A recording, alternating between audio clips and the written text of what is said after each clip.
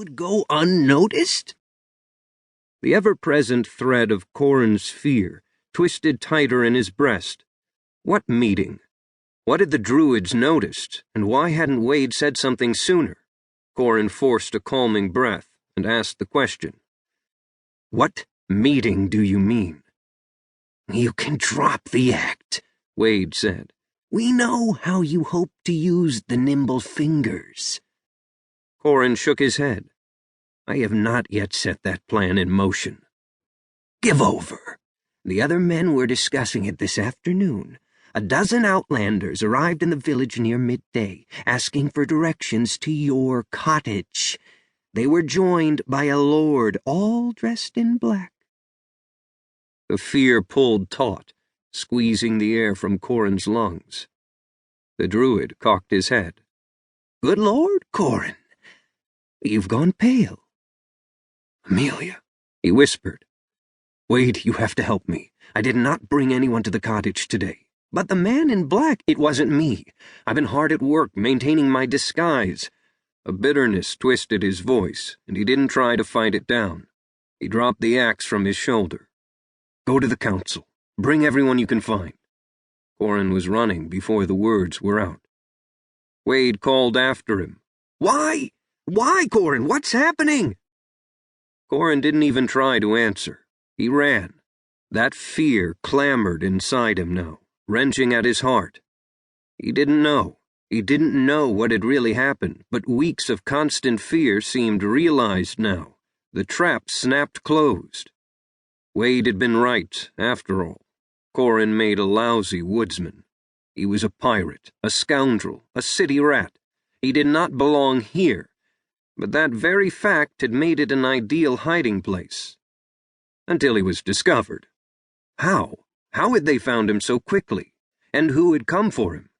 His terror told him that the figure dressed in black must have been Ephitel himself, king of all the tyrant gods. But surely it was not.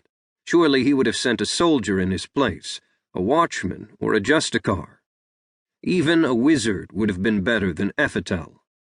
But it was he. Corin knew it was he, with a certainty that drove him to near frenzy. He didn't have his sword. It had been too great a risk, too valuable a resource, so Godslayer rested in its clever little vault, hidden. Without that sword, he couldn't face Ephitel. Please, Fortune, he prayed. Let it be someone else. Let Amelia be away. Just let her be safe. But she wouldn't be. She would be home. She was part of his disguise, and she played the part well. That pretense had been the only brightness in this whole charade. He'd shared 3 months with Amelia, while the druids pumped him for every fragment of his memory.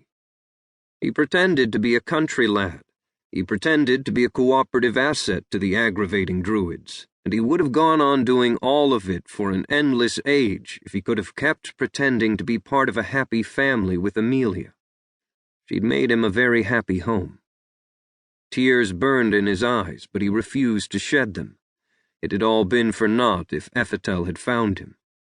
Corin slowed in his mad dash. He bore the hope of the world within his memory, and all the angry fires of justice stoked to render final judgment on the tyrant Ephitel. But as Wade had said, it would take time to accomplish such a thing. It was no easy task to strike down a god, and all their plans would come to nothing if Corin fell into the monster's hands. He strained his eyes in a vain attempt to catch some glimpse of the distant cottage through the woods. He wasn't close enough yet. He could still run away. He should, to save himself. Or at least find some hiding place and wait for Wade to bring the council. He could not afford to charge right in. His quest was far more important than the life of one man, or one woman. It didn't matter. He couldn't leave her, not without knowing. For all of 3 paces he had slowed, but now he ran harder yet.